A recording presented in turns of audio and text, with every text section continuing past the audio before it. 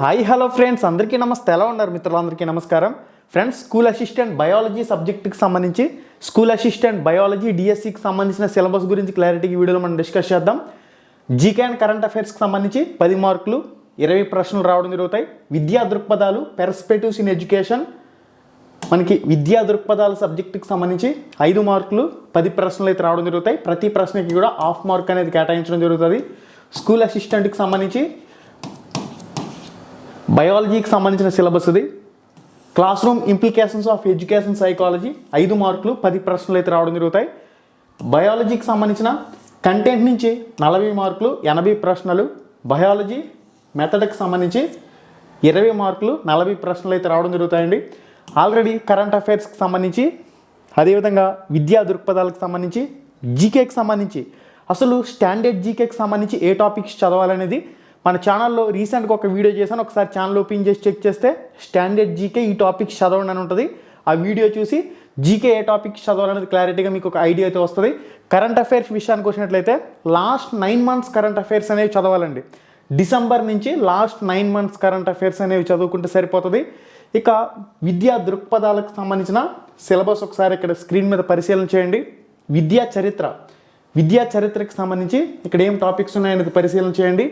ప్రాచీన భారతదేశంలో విద్య, పూర్వ మరియు వేదకాలం, మధ్యయుగంలో చదువు, పూర్వ స్వతంత్ర యుగంలో విద్య, వుడ్స్ డిస్పాచ్కి సంబంధించి ఆల్రెడీ ఇవన్నీ కూడా మనం మాట్లాడుకున్నాం. విద్యా దృక్పథాలకు సంబంధించి కూడా సిలబస్ గురించి ఆల్రెడీ మనం మాట్లాడడం జరిగింది. ఉపాధ్యాయ సాధికారతలో ఉన్న టాపిక్స్ ఏందనేది కూడా ఒకసారి ఇక్కడ పరిశీలన చేయండి. నెక్స్ట్, సమకాలీన భారతదేశంలో విద్యాపరమైన ఆందోళనలు, దీనిలో ఉన్న సబ్ టాపిక్లు ఏంటనేది కూడా ఇక్కడ స్క్రీన్ మీద క్లియర్గా పరిశీలన చేయండి. ఇవన్నీ కూడా మనకి పెర్స్పెక్టివ్స్ ఇన్ ఎడ్యుకేషన్ సబ్జెక్ట్లో భాగంగా చట్టాలు హక్కుల్లో సమాచార హక్కు చట్టం 2005, బాలల హక్కులు, మానవ హక్కులు, నెక్స్ట్ నేషనల్ కరికులం ఫ్రేమ్వర్క్ 2005, జాతీయ విద్యా విధానం 2020, మనకి classroom implications of education psychology అని చెప్పేసి ఉంటుంది కదా. దీనికి సంబంధించి చూసినట్లయితే వ్యక్తిగత వ్యత్యాసాలు, దీనిలో ఉన్న సబ్ టాపిక్లు క్లారిటీగా చూడండి. అభ్యాసం, దీనిలో ఉన్న సబ్ టాపిక్లు చూడండి. వ్యక్తిత్వం, దీనిలో ఉన్న సబ్ టాపిక్లు. మొత్తంగా మనకి classroom implications of education సైకాలజీకి సంబంధించి 5 మార్కులు 10 ప్రశ్నలు అయితే రావడం జరుగుతాయండి. దానికి సంబంధించిన కంప్లీట్ సిలబస్ అయితే ఇది. గైస్, ఇక మనకి స్కూల్ అసిస్టెంట్ బయాలజీ సబ్జెక్ట్కి సంబంధించి మనం చూసినట్లయితే ఇక్కడ చూడండి, కంటెంట్కి సంబంధించి 40 మార్కులు అంటే 80 ప్రశ్నలు కంటెంట్ నుంచి మనకు రావడం జరుగుతాయి. 6వ తరగతి నుంచి ఇంటర్మీడియట్ స్థాయి వరకు సిలబస్ అనేది చదవాలి.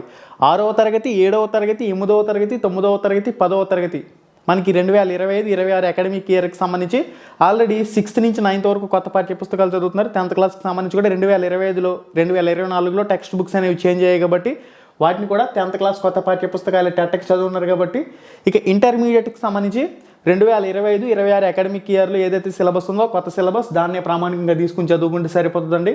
ఇక్కడ జీవక్రియలు అనే దానిలో భాగంగా మన ఆహారంలోని భాగాలు, ఇక్కడ మనకి కంప్లీట్గా సబ్ టాపిక్లన్నీ కూడా పరిశీలన చేయండి. జంతువులలో శ్వాసక్రియ మరియు దహనం, కిరణజన్యు సంయోగ క్రియ, శ్వాసక్రియ, ప్రసరణ వ్యవస్థ, మానవ ప్రసరణ, జంతువులలో రవాణా వ్యవస్థ యొక్క పరిమాణం, మొక్కలలో రవాణా, విసర్జన, మానవునిలో విసర్జన, ఇతర జీవులలో విసర్జన, మొక్కలలో పదార్థాల విసరణ మరియు విడుదల. ఇక ఈ విధంగా మనకి కంప్లీట్గా సబ్ టాపిక్లన్నీ కూడా స్క్రీన్ మీద కనిపిస్తున్నాయి కదా. ఇవంతా కూడా క్లారిటీగా పరిశీలన చేయండి. ఈ పీడిఎఫ్ ఎక్కడ డౌన్లోడ్ చేసుకోవాలనేది కూడా క్లారిటీగా మీకు చూపిస్తాను. ప్రత్యుత్పత్తి, లైంగిక, అలైంగిక మరియు శాఖీయ, మొక్కల్లో లైంగిక ప్రత్యుత్పత్తి, విత్తన వ్యాప్తి, జంతువులలో లైంగిక మరియు అలైంగిక ప్రత్యుత్పత్తి, రూపాంతరం, జరాయు, ఈ విధంగా మనకి టాపిక్స్ అన్నీ కూడా ఉన్నాయి. క్లారిటీగా పరిశీలన చేయండి. జీవ ప్రపంచం అనే దాంట్లో భాగంగా దీనిలో మళ్ళీ సబ్ టాపిక్లు ఉన్నాయి. కీళ్ళు, మృదులాస్థి, కండరాలు, కణం, జీవనానికి ప్రాథమిక ప్రమాణం, సూక్ష్మజీవులు, హానికరమైన సూక్ష్మజీవులు, ఇవన్నీ కూడా టాపిక్లు పరిశీలన చేయండి. మనకి నెక్స్ట్ వచ్చేసరికి మన పర్యావరణం, జీవావరణ శాస్త్రం, మన పర్యావరణం, ఆహారపు గొలుసు, ఆహార వల, ఈ విధంగా మనకి సబ్ టాపిక్లు ఏవైతే ఉన్నాయో వీటన్నిటిని కూడా పరిశీలన చేయండి. కలుషిత నీటి శుద్ధి, మెరుగైన పారిశుద్ధ్యం మరియు వ్యాధులు, మురుగునీటి పారవేత్తకు ప్రత్యామ్నాయ ఏర్పాట్లు, ప్రపంచ పర్యావరణ సమస్యలు, గ్రీన్ హౌస్ ప్రభావం, గ్లోబల్ వార్మింగ్, ఆమ్ల వర్షాలు, నత్రజని చక్రం, చాలా టాపిక్లు ఉన్నాయి. అడవుల ప్రయోజనాలు, అడవిని నిర్మూలించడం వల్ల ప్రభావానికి సంబంధించి దీనిలో ఉన్న సబ్ టాపిక్లన్నీ కూడా చూడండి. ఇక ఇంటర్మీడియట్ విషయానికి వచ్చినట్లయితే, ఇంటర్మీడియట్కి సంబంధించి మనం చూసినట్లయితే వృక్ష శాస్త్రానికి సంబంధించి ఇక్కడ సబ్ టాపిక్లు క్లారిటీకి ఇచ్చాడు చూడండి. జీవ ప్రపంచంలో వైవిధ్యానికి సంబంధించి జీవ ప్రపంచం, జీవశాస్త్ర వర్గీకరణ, మొక్కల శాస్త్రం, వృక్ష శాస్త్రం, మొక్కల రాజ్యం. ఇక్కడ మనకి కంప్లీట్గా టాపిక్స్ అన్ని కూడా చూడండి. కణం, నిర్మాణం మరియు విధులు. ఓకే, ఇంటర్మీడియట్ లెవెల్లో మనకి ఇవన్నీ కూడా టాపిక్స్ అనేవి మెన్షన్ చేశారు. బయోటెక్నాలజీ, జన్యు శాస్త్రం, మైక్రోబయాలజీ, మొక్కలు, సూక్ష్మజీవులు మరియు మానవ సంక్షేమం. నెక్స్ట్ జంతు శాస్త్రానికి సంబంధించి చూసినట్లయితే జంతు శాస్త్రంలో భాగంగా ఇక్కడ క్లారిటీగా టాపిక్స్ అనేవి కనిపిస్తున్నాయి చూడండి. జీవన ప్రపంచం యొక్క వైవిధ్యం, జంతువుల్లో నిర్మాణాత్మక సంస్థ, జంతు వైవిధ్యం 1, జంతు వైవిధ్యం 2, ఈ విధంగా మనకి టాపిక్స్ అనేవి క్లారిటీగా మెన్షన్ చేశారు. ఇవన్నీ కూడా ఫోకస్ చేయవలసి ఉంటుంది. ఇక మనకి కంటెంట్ అంతా కంప్లీట్ అయిన తర్వాత మెథడ్కి సంబంధించి బయాలజీలో భాగంగా ఏ టాపిక్ చదవాలనేది కూడా క్లారిటీగా ఇచ్చారు. బోధనా పద్ధతులకు సంబంధించి, మెథడాలజీకి సంబంధించి 20 మార్కులు 40 ప్రశ్నలు అనేవి రావడం జరుగుతాయి.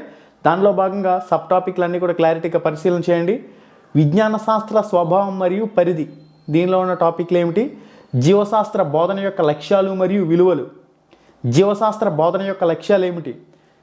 జీవశాస్త్రంలో విద్యా ప్రమాణాలు ఏమిటి? నెక్స్ట్ సమర్థవంతమైన బోధన కోసం ప్రణాళిక, దీనిలో ఉన్న సబ్ టాపిక్లు. విజ్ఞాన శాస్త్ర ప్రయోగశాలలు, దీనిలో ఉన్న సబ్ టాపిక్లు. విజ్ఞాన శాస్త్ర పాఠ్య ప్రణాళిక. నెక్స్ట్ సైన్స్ క్లబ్స్కి సంబంధించి ఇక్కడ మనకి కంప్లీట్గా ఇచ్చారు చూడండి. మూల్యాంకనం టాపిక్లో ఉన్న సబ్ టాపిక్లన్నీ కూడా క్లారిటీగా చూడండి. ఓకే గైస్, ఇది మనకి కంప్లీట్గా బయాలజీ సబ్జెక్టుకి సంబంధించిన సిలబస్. ఈ బయాలజీ సిలబస్ అంతా కూడా మీరు పీడిఎఫ్ అనేది డౌన్లోడ్ చేసుకోవాలంటే ఇంగ్లీష్ మీడియంలో కావాలంటే ఇంగ్లీష్ మీడియంలోను, తెలుగు మీడియంలో కావాలంటే తెలుగు మీడియంలోను పీడిఎఫ్ మీరు సింపుల్గా మీ మొబైల్లో డౌన్లోడ్ చేసుకునే అవకాశం ఉంటుందండి. మీరు గూగుల్ ప్లే స్టోర్లోకి వెళ్ళండి. మీ మొబైల్లో గూగుల్ ప్లే స్టోర్ ఉంటుంది కదా, ప్లే స్టోర్లోకి వెళ్ళి రామ్ రమేష్ ఏపీడిఎస్సి అని చెప్పి సెర్చ్ చేస్తే 50K డౌన్లోడ్స్ ఈ యాప్ వస్తుంది. ఈ యాప్ని డౌన్లోడ్ చేసుకోండి. డౌన్లోడ్ చేసుకున్న తర్వాత యూజ్ ఎనదర్ మెథడ్ అని చెప్పేసి క్లిక్ చేసి మీ మొబైల్ నెంబర్ అదేవిధంగా మీ జీమెయిల్ ఐడి ఇచ్చి యాప్లోకి లాగిన్ అయిపోయినట్లయితే మీకు అక్కడ బ్యాచెస్ అనే ఆప్షన్ ఉంటుంది, లేదా ఫ్రీ మెటీరియల్ అనే ఆప్షన్ క్లిక్ చేసుకుని ఏపీడిఎస్సి సిలబస్ అని ఉంటుంది. అక్కడి నుంచి మీరు ఈ పీడిఎఫ్ని కంప్లీట్గా మీ మొబైల్లో డౌన్లోడ్ చేసుకోవచ్చండి. ఇది బయాలజీకి సంబంధించిన సిలబస్ అనేది చాలామంది అడుగుతున్నారు. సిలబస్కి సంబంధించి మీకు ఒక ఐడియా అయితే వచ్చి ఉంటుందని చెప్పేసి అనుకుంటున్నాను. 2025-26 అకాడమిక్ ఇయర్కి సంబంధించిన ఏవైతే ప్రస్తుత పాఠ్య పుస్తకాలు ఉన్నాయో వాటిని చదువుతారు. టెట్కి సంబంధించి ఏం చదివారో అవే సిలబస్ అనేది మీరు కంటిన్యూ చేస్తే సరిపోతుంది. మెథడ్కి సంబంధించి ఓల్డ్ అండ్ న్యూ బుక్స్ కూడా యూజ్ అవుతాయండి. మరింత అప్డేట్ ఇన్ఫర్మేషన్ ఎప్పటికప్పుడు మీకు మన ఛానల్ ద్వారా అందుతూనే ఉంటుంది.